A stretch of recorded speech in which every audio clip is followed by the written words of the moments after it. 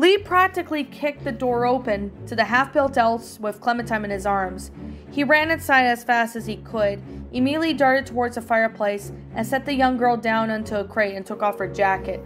He quickly ran towards the fireplace, but he realized he had nothing to make a fire. This caused him to panic further. Oh my god, oh my god, oh my god! Lee swore a couple times. Was it he turned back to the remaining group members inside. He did not hesitate to ask for something to light a fire. Anyone got him to make a fire? He asked in a fast tone. They're going to freeze to death.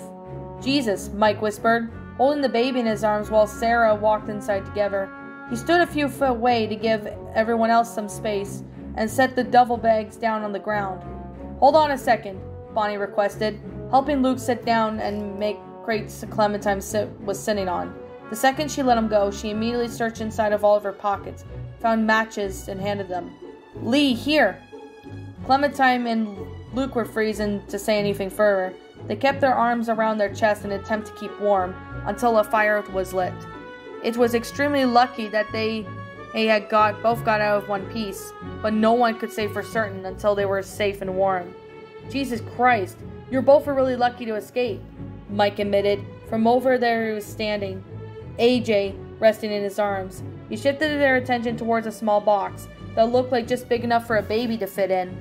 He proceeded towards it and set AJ down inside.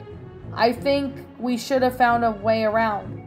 I'm freezing.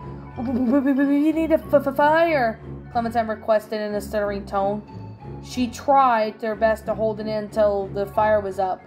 She shifted her attention towards her Luke, who in return returned towards her with a concerned face. Just hang on, Clem, Lee assured, grabbing a match and immediately attempt to light it. In an act of panic, he slid the match too hard against the matchbox, ended up snapping it. He was forced to get a new one. Shit. Luke continued shivering for a few more moments, keeping his attention merely focused on Clementine.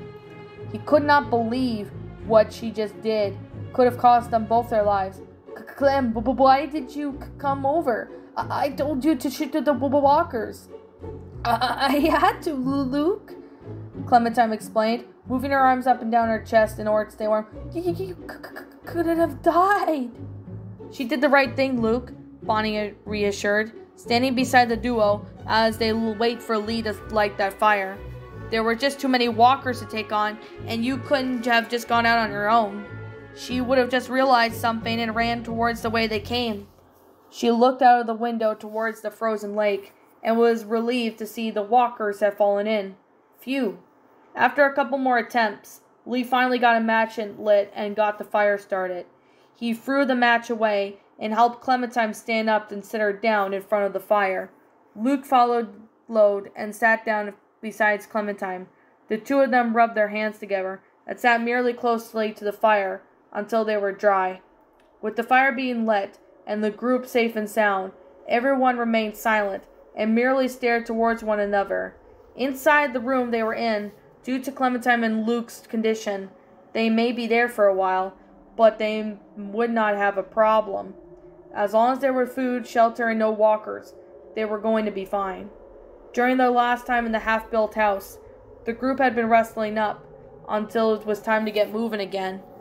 Clementine and Luke were looking a lot better, but just to be on the safe, they both remained as they were.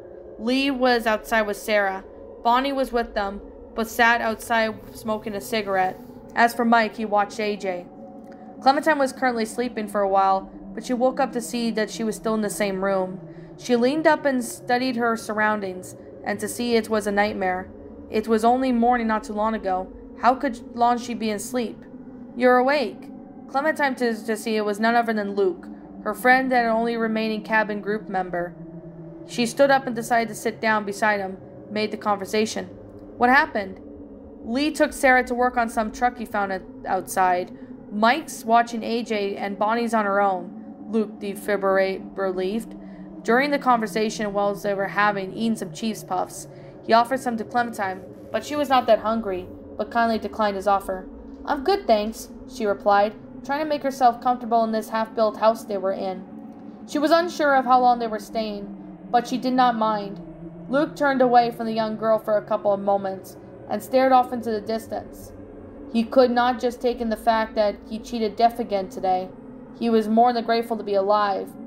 He turned towards Clementine and decided to tell her what she needed for a while. Clementine? Lee turned around towards him without saying a word. Thank you, Luke smiled. You helped save my life today, and if it weren't for you, I would have drowned or froze to death. Thank you, Clementine. Clementine smiled in response and get the two of them to hug each other close like friends they were. Although their time together had been short, Clementine and Luke had bonded a lot now, and they were both like brother and sister to one another. After ending their hug, Mike had returned to the living room to check up on the progress. He looked to see them leave, looking back in their normal sleeves again. You guys feeling all right? He decided to ask the obvious nevertheless. Yeah, feeling much better, Luke assured, was that he leaned his back against the wall. I'm going to rest easy for a while. My leg's starting to act up again. If you need anything, just let us know, Mike reminded, turning around and marching towards the room to watch AJ for a while. I think I'm going to talk to Lee, Clementine said, as she stood up a little and made her way over towards the back door and found her guardian where she was up to. She was feeling much better and was unsure like Luke she'd be okay on his own for a while. She picked up her ski jacket, was now dry and safe to wear again, made their way over back door, and walked outside. The first thing her eyes met was Lee, who was working on the truck. Forward door was parked outside. He stood in front of the truck with the engine hood off, while listened while working on it. It was with him was Sarah, who sat in the driver's seat of the truck. Also, there was an excavator nearby, but it did not look useful. Even if it worked, it would not go very fast. Heck, walking would be faster. Lee continued doing so for a moment until he leaned back and called out to Sarah.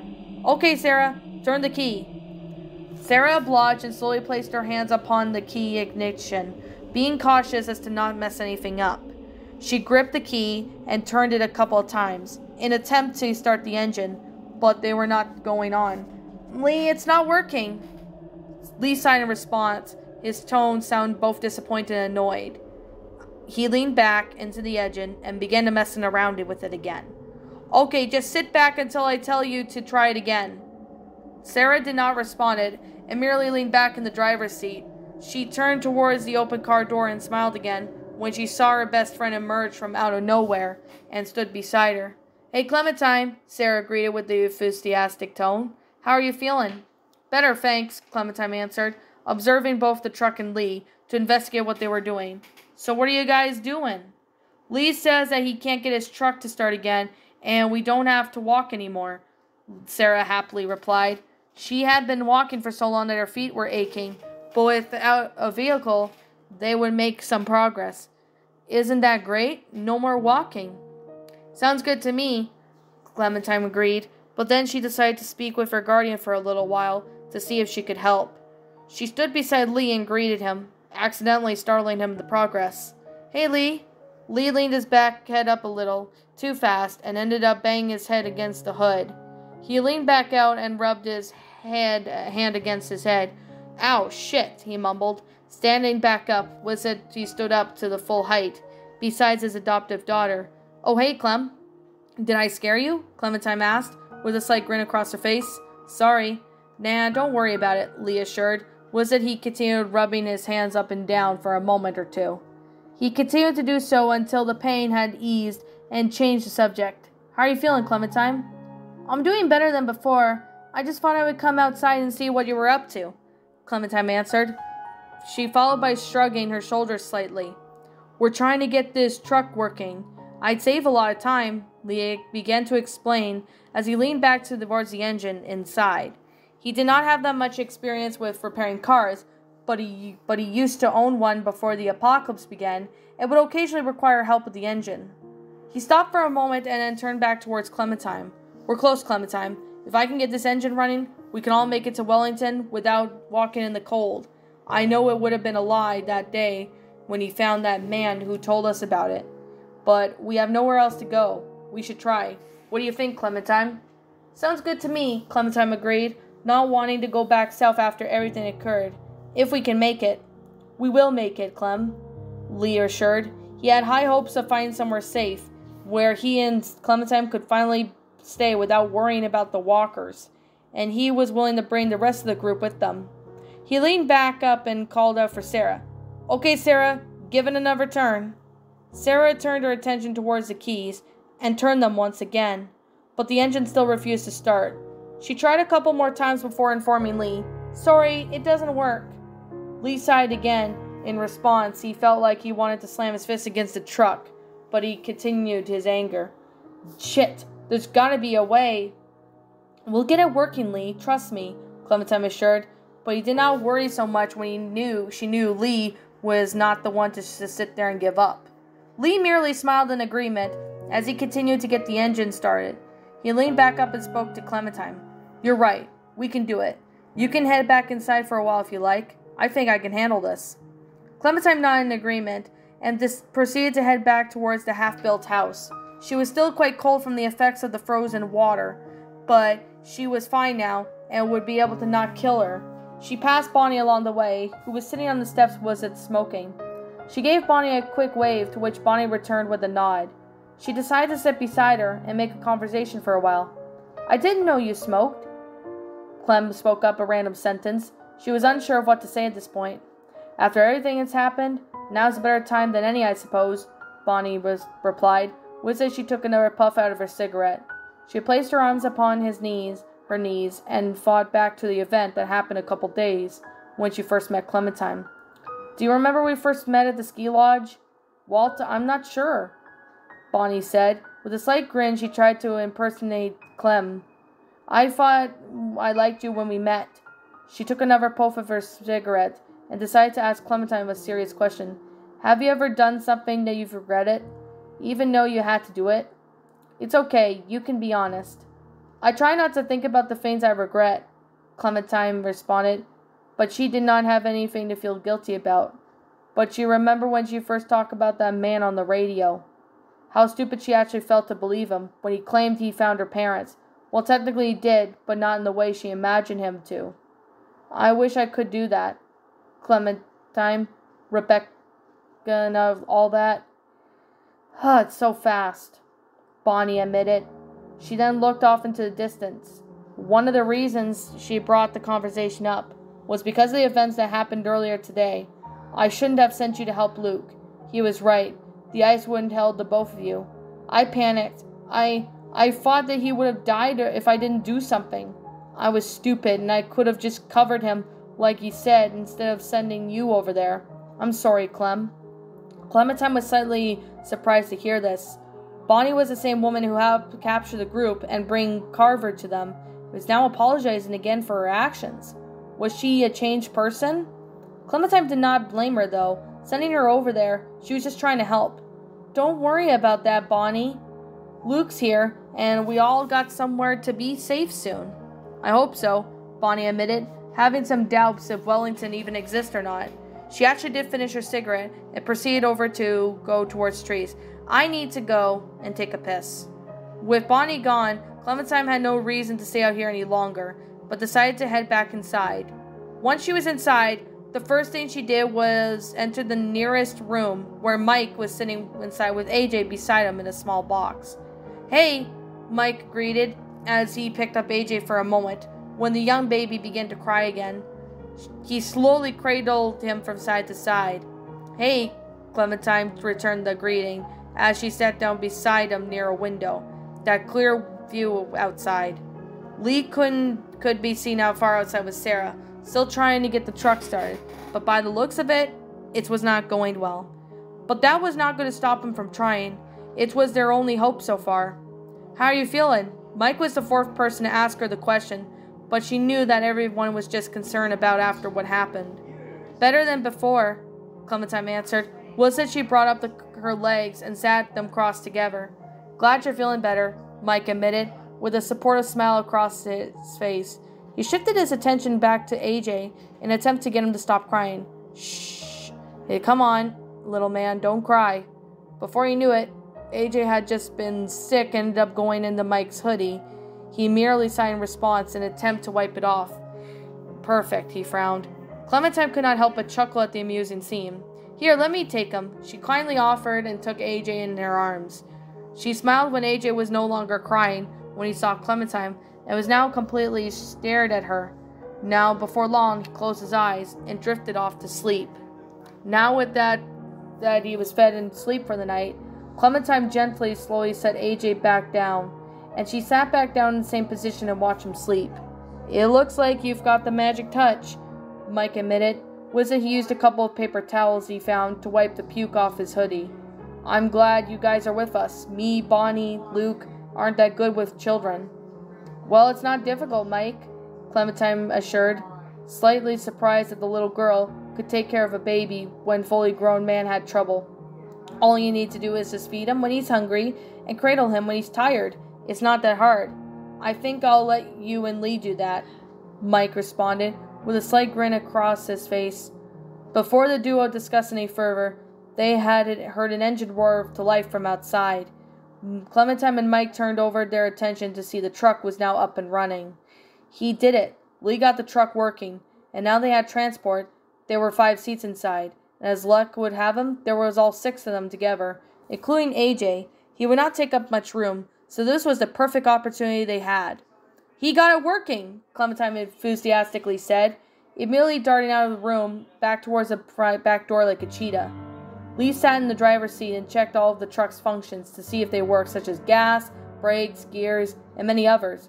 He could not be happier than the things that were beginning to look their way again. Heck, the gas tank was almost full too.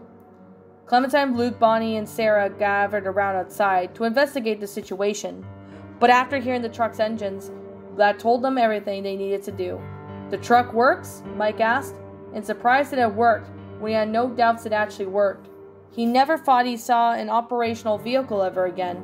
"Yep, it works like a charm," Lee answered. Before he turned off the engine to avoid wasting power and gas, he got back outside in the truck and closed the door behind him. "So what's the plan?" Mike inquired, folding his arms together across his chest. "Well, with all the supplies we have, we should keep heading north," Lee then suggested, obviously while still having found some plan to find Wellington. He noticed Luke and Mike and Bonnie with the expressions. Well, looked like they were not 100% sure agreeing with this plan. "What's wrong?" Luke sighed in response. Well, listed using a wood plank, he found himself to keep him up, without putting too much weight on his leg. He was unsure of how he was going to tell Lee about this, but there was no going back now. "Lee, Bonnie, Mike, and I were talking earlier, and well, we're not coming." "What?" Lee gasped.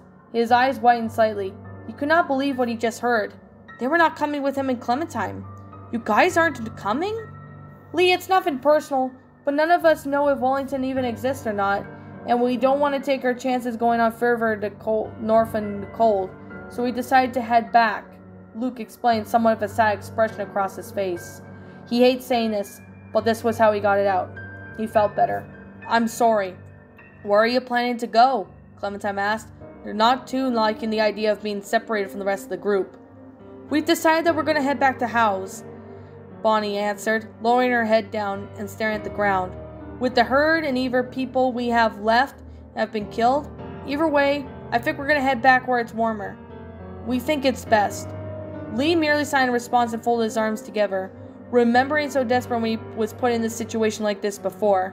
He remembered when Glenn left their group to try and find his friends, and he remembered when Kenny was so desperate to get the RV running, to get out on the road, the second he got the opportunity. Like it or not, Lee had to accept their decision. He did not want to stop them from doing what they want to do, but it was all they wanted. "Well, I can't say. I'm not going to like it, but if that's what you guys want to do, then good luck." "Thanks, Lee," Luke thanked, a slight smile across his face, but he looked upset about Lee not having to leave like this. "We're all going to stay here for the night, but in the morning, we're heading back south." "What about the truck?" Clementine asked, hoping that this wasn't the course of an argument between the two who decides to get it. "We know the way back," Mike assured, allowing them to keep the vehicle for themselves. "You two should keep it. You're going to be on a long journey, so you'll need it." Clementine sighed in response, relieved and grateful they were allowing them to keep their transportation. She did not feel like walking them again, especially in this weather. Then it settled then. Lee and Clementine were going to keep heading north, while Luke, Bonnie, and Mike were going to head back south. and they hit everyone they forgot, or something better yet.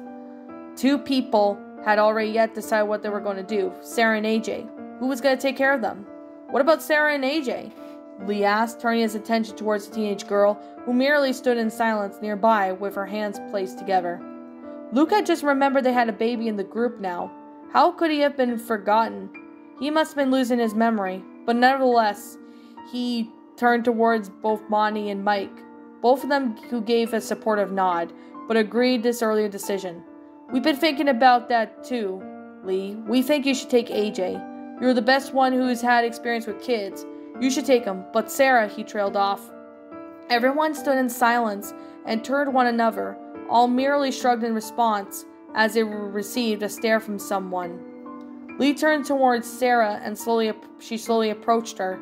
He placed his hand on her shoulder and waited until she looked up towards him.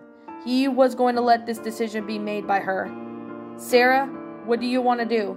You can come with me and Clem and AJ, or you can go back with Luke, Bonnie, and Sarah and Mike. It's up to you. Now this was a choice Sarah was going to have trouble making.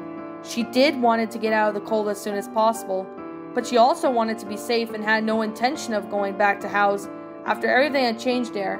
She made up her mind after a moment or two had passed and turned towards Lee. I want to stay with you, Lee, if that's okay. Of course, Lee agreed, with a slight smile across his face. You can come. I'll protect you no matter what. Sarah remembered this last time when she heard those words was from her father. He would always be there to protect her no matter what. And he was the man of his word, because this was true. He gave his life to keep her safe, and now Sarah would not give up hope. Well, I guess we should get some sleep for the night, Mike suggested. He made his way back towards the half-built house to watch AJ and get some rest. Everyone had also agreed that this was the best thing to do by now. One by one, they walked over half towards the half-built house to get some sleep for the night. Before Lee joined them, he went back over towards the truck and took the key out of the ignition, in case someone would stumble upon this place in the middle of the night. He made his way back over to the house and get some sleep for the night. The next morning, the group woke up at first dawn and gathered outside the truck again, with their bags of supplies. It was time for them to go their separate ways. Lee, Clementine, and Sarah all stood by the truck. Said Mike, Bonnie brought 2 duffel bags outside, and with it there were 2 bags they found. They had an agreement that the group would take one bag, while the group took the other. Here, Bonnie said. She settled down one of the duffel bags and another beige bag in front of Lee. We found another 2 bags in the house. We packed all the baby formula. You'll need the supplies you'll need. Thanks, Bonnie, Lee thanked. With a slight smile across his face, he and Bonnie leaned forward and shared a hug with one another for a few seconds. The other members had bidden each other goodbye, either a hug or shake or even both. Sarah, it's nice having to live with you with us in the cabin, Luke admitted to the young teenager as he released the hug. You take care of her now. Lee will keep you safe. I will, Sarah nodded, with some slight tears in her eyes. She and Luke were really close friends, and had saddened to have to lose him. Now they'd bidden each other goodbye. It was time to go. Lee packed both bags up and placed them in the back seat before he got in the driver's seat. Clementine held AJ in their arms while she sat in the front seat. As for Sarah, she got the back seat where she would have more room to herself. Lee placed the keys into the ignition to turn, and the engine roared to life. He turned back towards the trio one more time, who waved forward to them. He began to drive them away from the house. Good luck, guys, he thought to himself, wishing them the best of luck wherever the future held for them. The second they were on the main road, Lee continued driving towards north and got the cold weather of snow. But it would not matter because they were inside. This was it. They were finally going somewhere safe and once and for all. The place where they didn't need any sleep with a gun beside them. A place where they weren't being alone. And a place where they could find somewhere to live in peace. It was a dream come true. If Wellington turned out to be true, of course, but Lee had hope that there was. And together with Clementine, Sarah, and AJ, they could make it. He was not going to give up, no matter what paths he may cross along the way.